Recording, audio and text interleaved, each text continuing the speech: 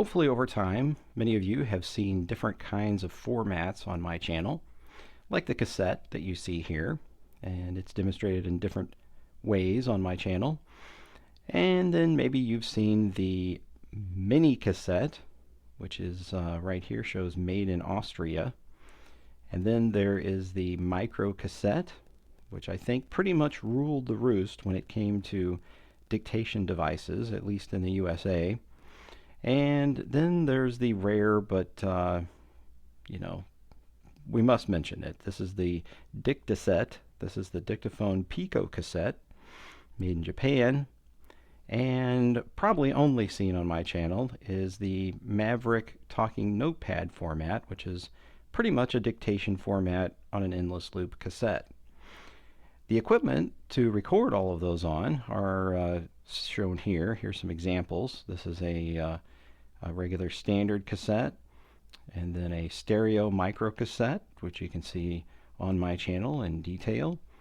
Here is the Pico cassette, two different versions of the mini cassette, the talking notepad, and then an IBM 224 dictating unit, which didn't use a cassette but used strips of magnetic tape to record on.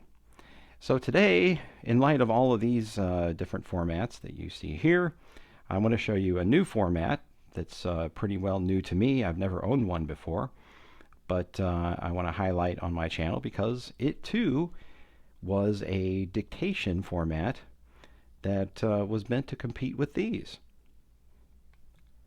The format I'm referring to is the Grundig Steno cassette.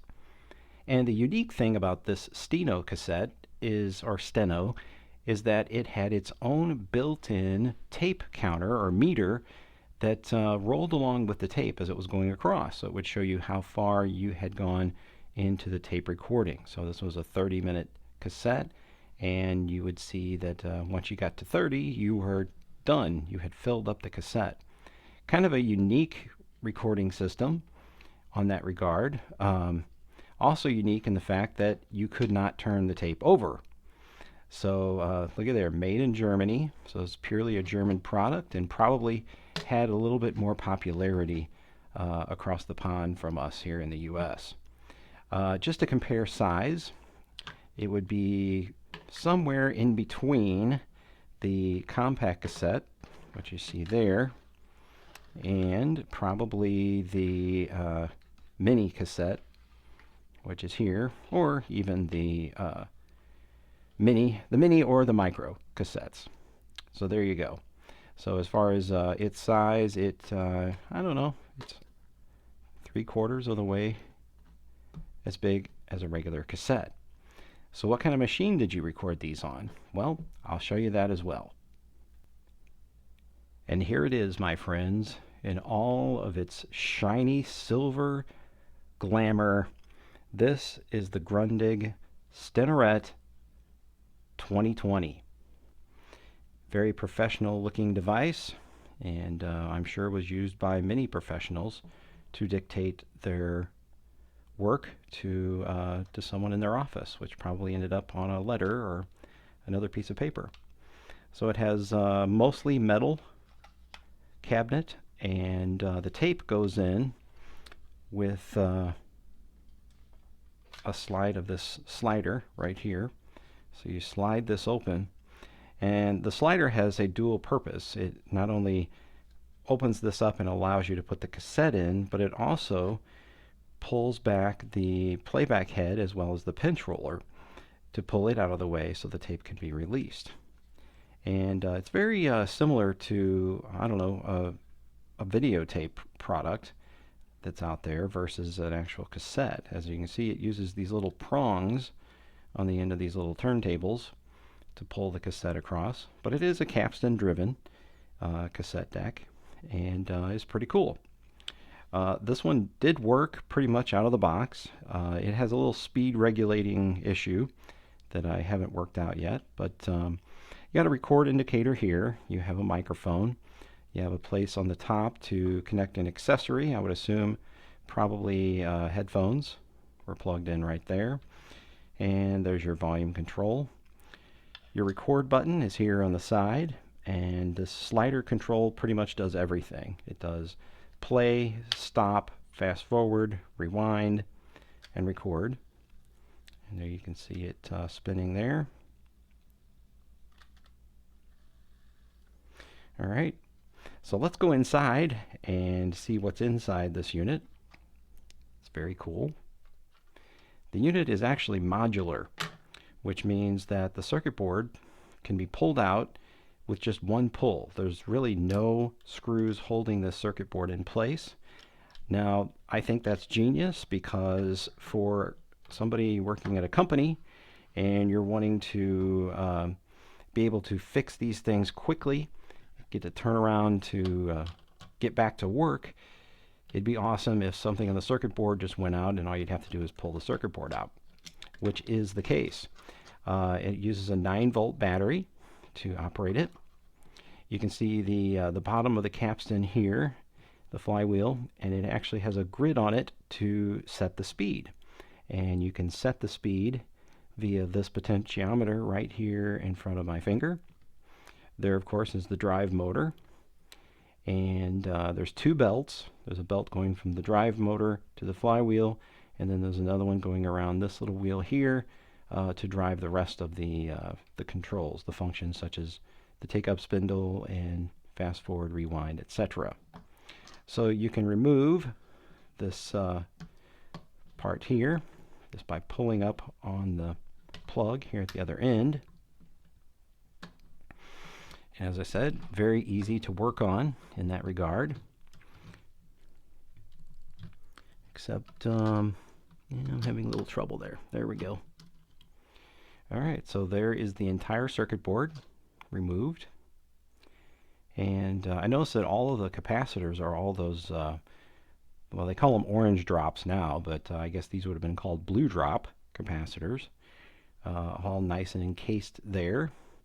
Some transistors. There's your pickup microphone. There's your connector for the external audio device. May have been a microphone, but more than likely headphones.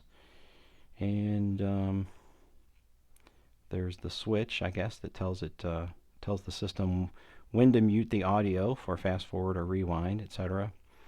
So yeah, that's pretty much it. And then underneath, we have the mechanism here. So there's your speaker. And again, your flywheel right there.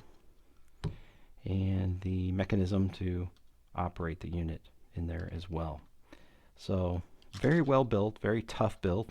Again, lots of metal parts in it versus plastic. There's a couple plastic parts in there, a couple of gears. But for the most part, it's metal.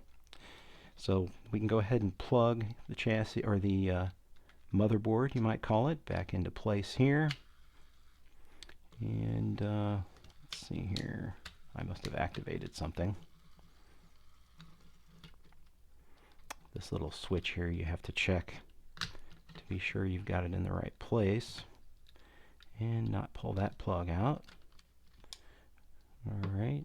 Well, yeah, that goes right there. And this kind of has to go in its certain spot too. All right. Okay, so now that we've got it back together, we can actually demonstrate the unit playing for you. And I made a recording on it, and as you'll notice, it kind of came back to me as a chipmunk recording. So we'll see how that worked out. So again, the back end goes in first, and then the front sets down inside there. And then let's rewind. Hello there, my friends. I am the Grundig Stenorette. Stenorette? Stenorette? Stenorette? Stenorite?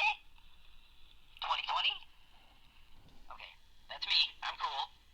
I'm really cool. Thank you. It's fun to be cool. Okay, bye.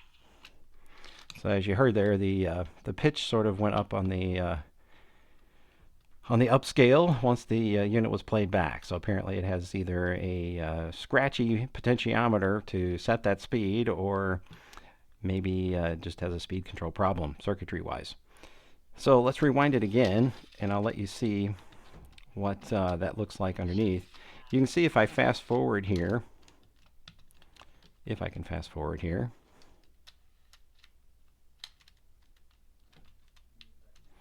Well, I guess I can't fast forward. I want to fast forward, but it won't fast forward. There it goes. So as I fast forward, you can see the little meter here going across. And then if I rewind it, you'll see it come back. Kind of cool. So underneath, this is what's happening. Grundig Stenorette. Stenorette? Stenorette? Stenorette? Stenorite? 2020? Okay, that's me. I'm cool. I'm really cool. Thank you. It's fun to be cool. Okay, bye. So yes, there is the unit. It's a complete operation there. There's the little well that the battery goes into. And one of the things that I did have to do when I got it is take a piece of sandpaper and clean these two terminals off here. That was probably why it didn't work, but the person that I bought it off of on eBay said that it did not work, and had pulled the cover off and noticed that the belt was still intact, which it was, but I did replace the belt with a different one. So there you go. This was the way to dictate in Germany, and people did it with Grundig. And Grundig actually still makes these. They don't make this particular format anymore, I don't think, but they do still make micro cassette recorders, oddly enough. So if you need some brand new dictation equipment and you want to do it on cassettes or micro cassettes, you can do that from this company from Germany. So anyway, I hope this was enjoyable for you. Very exciting product, and I can add it to my collection of different dictation formats. Please share with a friend and leave a comment below. Tell me if you liked it, you didn't like it, you loved it. Just let me know. And thanks for watching.